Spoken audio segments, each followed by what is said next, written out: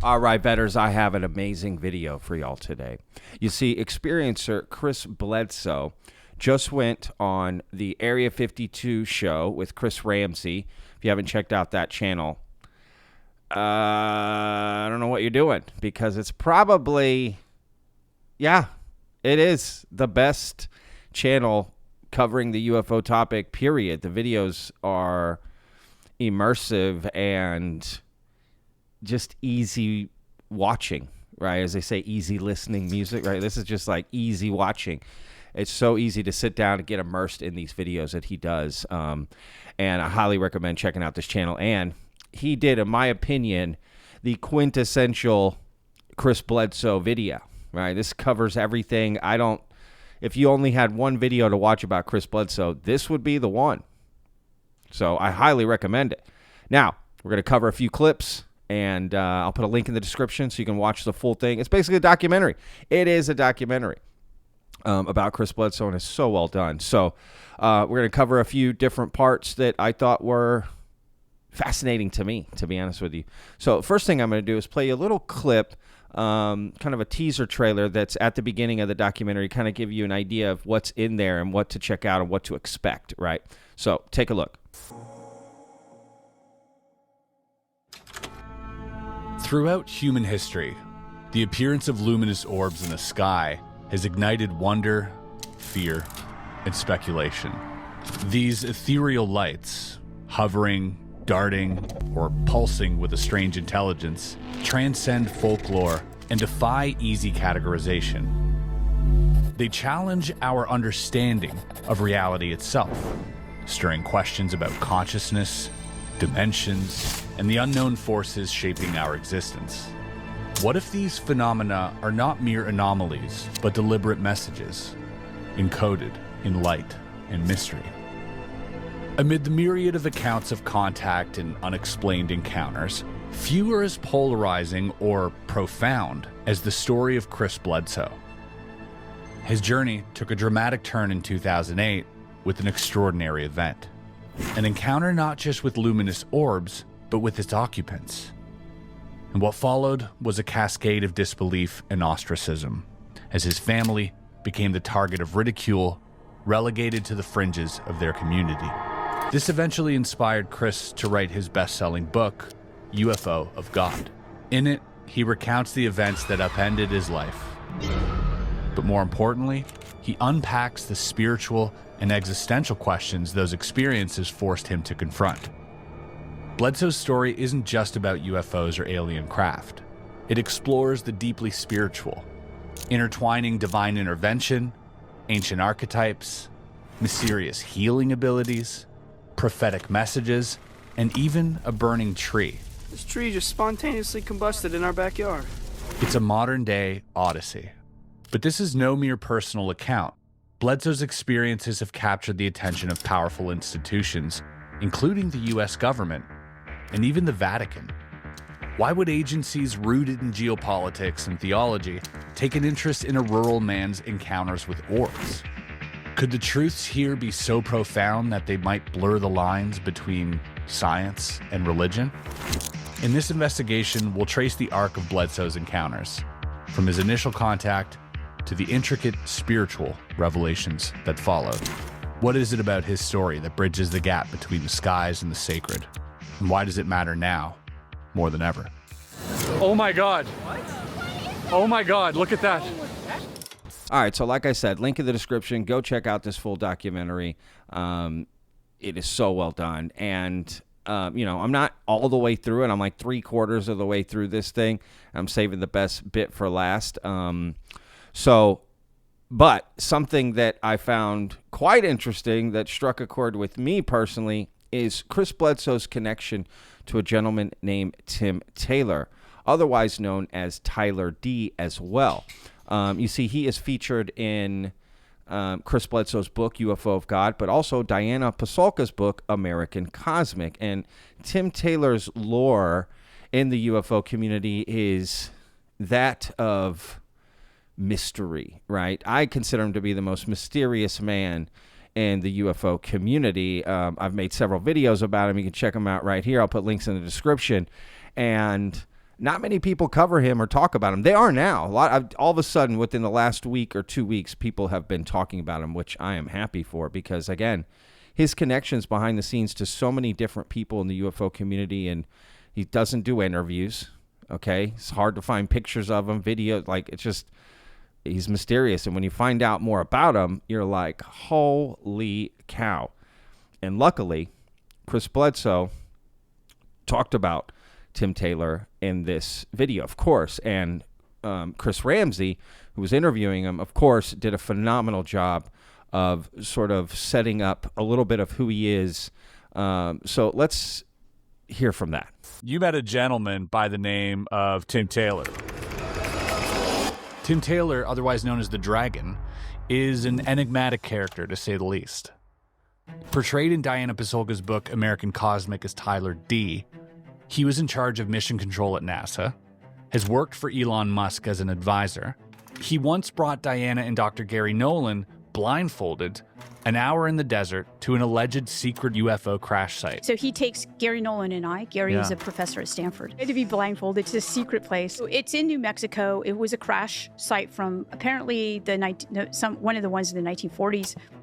He's had access to the Vatican archives and claims that his biomedical patents, of which there are over 40 and have sold for hundreds of millions of dollars, came to him as future memories, as he put it, implanted by non-human intelligence. He walks around TSA when he goes to airports, and he's once told the Bledsoes that the closest thing he can describe his job to is the movie The Adjustment Bureau. Wild, to say the least. And he's apparently even briefed President Obama about the Bledsoes, sending Chris Bledsoe a text with a picture of the Camp David stamp on a napkin, something you can only get from the president's personal retreat. Tim's an interesting guy, to say the least. You know, this guy's got 40 biomedical patents. He's worked with NASA, SpaceX, and all of the above. He's been to the Vatican archives. But also not much is known about him. It makes him a little bit of an elusive character. You're probably familiar with Diana Pasulka's book as well, and she mentions Tyler. We've come to the conclusion that that is Tim Taylor. What was your relationship with him at first, and how did that relationship change over time? Well, Tim is a ghost, right? Dude.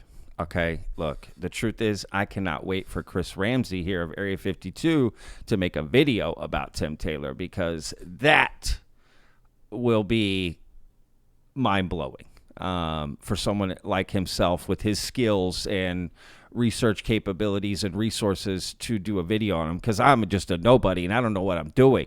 You know, I'm not a good editor, I'm not a good researcher, I'm not a good speaker, and here I am trying to fumble through and create content, you know, that's more immersive. I just, you know, I'm not that good at it, right? I'm more good at this right here, what I do with the daily video. So Chris Ramsay's, you know, importance to this topic is paramount, just because of the skill set that he brings, right, and the way he can deliver, you know, content, right, to the masses about this topic, right, and in my opinion, in a very neutral way. You know, at the end, you're left to just decide for yourself, right? He just presents it in a nice, neutral way, in my opinion. And again, I cannot wait for Chris to do a deep dive on this guy, Tim Taylor. I'm telling y'all.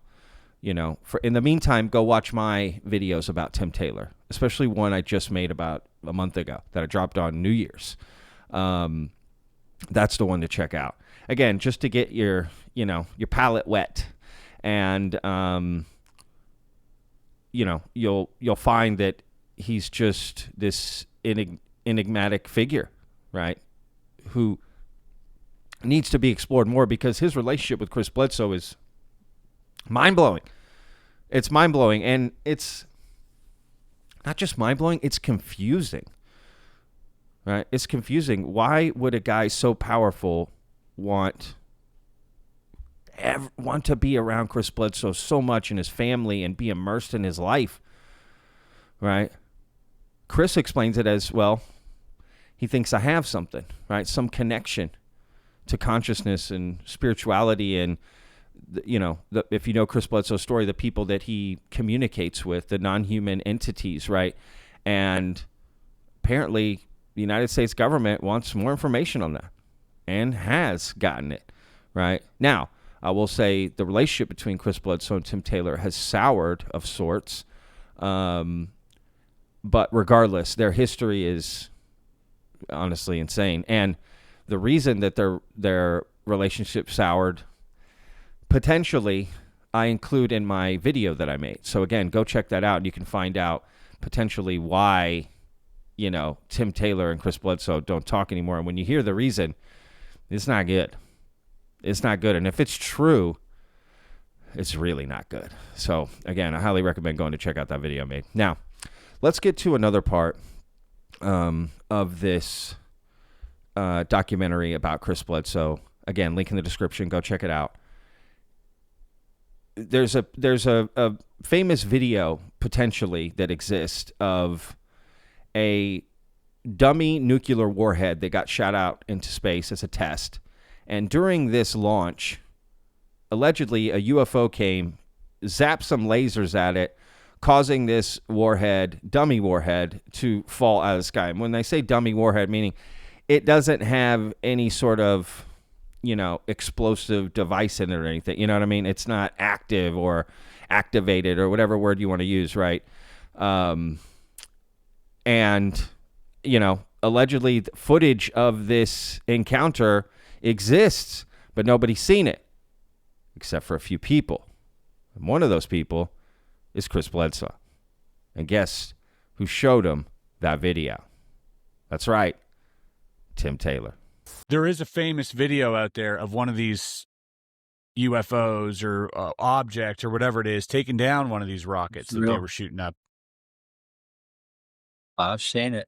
Who showed this to you? Taylor did. Following one such test launch, Lieutenant Jacobs was unexpectedly told to report to the office of Major Florenz Mansman. On the screen was the film we had shot. The nose cones separate. The shaft flew out in front of it. We saw this as obviously reflections of light rippling like that. And then we saw the dummy warhead flying along. It's going between 6,000 and 8,000 miles an hour at that point, and it's on the fringe of space. And suddenly, into that frame, an object flew in, chasing the chaff, the warhead, and so on, at the same speed. And in polar orbit, it fired a beam of light at the warhead. The beam of light struck that. The object flew up, shot another beam of light at the dummy warhead, went around, shot another beam of light at it, went down, shot a beam of light, and then flew out the same way it had come in. At which time, the dummy warhead fell out of the frame. The lights came on, and Major Mansman said to me, "Were you guys screwing around up there?" And I said, "No, sir." And he said, "What was that?" And I said, "It looks like we got a UFO." And he said, "Lieutenant Jacobs, you are never to speak of this again. It never happened." Yeah, quite a few. Well, I saw things I don't want to talk about.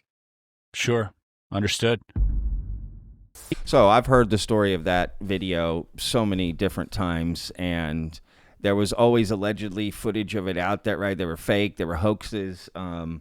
But the idea that if Chris Bledsoe is telling the truth, that video exists, right, is real, and Tim Taylor knows about it and also showed it to Chris Bledsoe, right, which I don't know who else has seen it, right? So, again, if that video exists, that's crazy, right, if that's true. But, the one thing I was thinking about when I was watching that animation, it's like at the edge of space, they said, right, or whatever, like upper atmosphere, and it's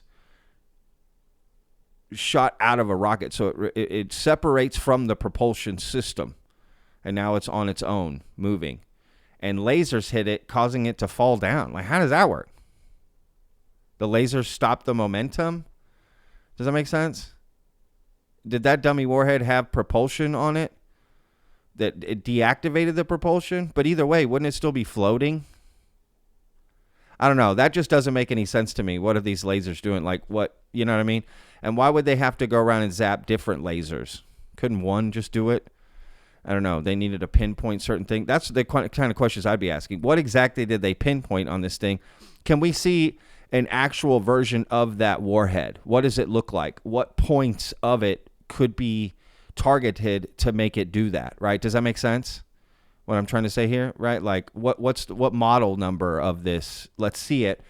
what points on it need to be affected, right? That you would shoot a laser at it. Did it have propulsion? It didn't have propulsion, because the idea that it would just drop doesn't make sense to me if it's that high up, right? At that sense. I don't know. I guess I'm just not understanding, maybe. But they're just questions that I have. You know what I mean? I don't know.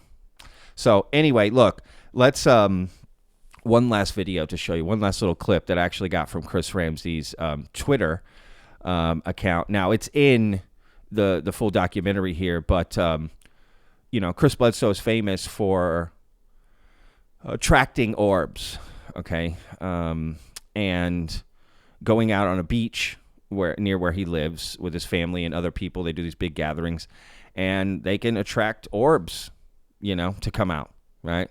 And so Chris Ramsay went to the beach and saw it for himself, and apparently he saw something. Saw it disappearing. Yeah. There, look. Look. Woo! What is that?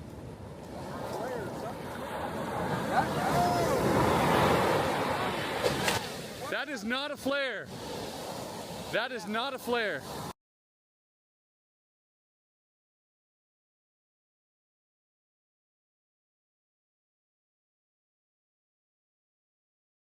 Now, I will admit, personally, the video on its own is not that captivating at all. You can't really see anything. You just see a light, as usual. But it's the story and the context that goes with it that could make it more appealing for some people, right? I always believe that the context matters when you're looking at photos and videos of UFOs and stuff. You know, you need to hear the eyewitness testimony as well. Kind of take everything into consideration, not just the video on its, you know, own merit. Some instances, yeah, because that's all you have. But as far as just the whole story as a whole, if you're trying to make an informed decision or opinion about it, having all the context definitely matters. And when you consider all the context, you know, maybe it does make it a little more appealing. I don't know. I'm still suspicious of all that, to be honest with you, going out and attracting orbs and all that. You know, I don't even know if I saw it for myself, if I would still believe it, in the sense that, is that what's happening? Just because I saw the light and this person saying they attracted, that correlation doesn't mean anything. You know what I mean? I don't know. I'm not sure, right? I'd have to do some soul searching on that to sort of figure that out. It's almost like, I guess I would need to do it to prove to myself that that is what is happening. But regardless, you know, Chris Ramsay is going out there and putting his money where his mouth is, right? So one thing is to armchair quarterback like I do. Another thing is to get out there, boots on the ground, and see it for yourself. So props to him for doing that. And again, I'll put a link in the description. Go check out the full interview. And I consider a documentary about Chris Bledsoe the best video I've seen. And again, I'm only 3/4 of the way through, so there's still some stuff to check out. Some meta material stuff, okay, you're going to want to see that I haven't even seen myself. I can't wait to see that part. So again, go check out this documentary on the Area 52 channel. Link in the description. Shout out to Chris Ramsay for a great video, and shout out to Chris Bledsoe for agreeing to do that with Chris. So Chris on Chris. Feel like that could be a new type of, you know what? This is a family show. I'm going to save that. All right. That's it, y'all. We'll see you guys in the next video. Links in the description. Don't forget to also check out my video about Tim Taylor. I highly recommend it. I really do. And again, cannot wait for Chris to do one as well. Yeah, anybody to do some deep dive on Tim Taylor, because I'm the only one, I think, that's done a deep dive. So would love to see someone else with a little more skills, as they say, to handle it. So we'll see you guys in the next video. Remember, every day's a gift, y'all. Peace. I live inside my own world of make-believe. Kids screaming in the cradles, profanities. I see the world through ice covered in ink and bleach. Cross out the ones who heard my cries and watched me weep.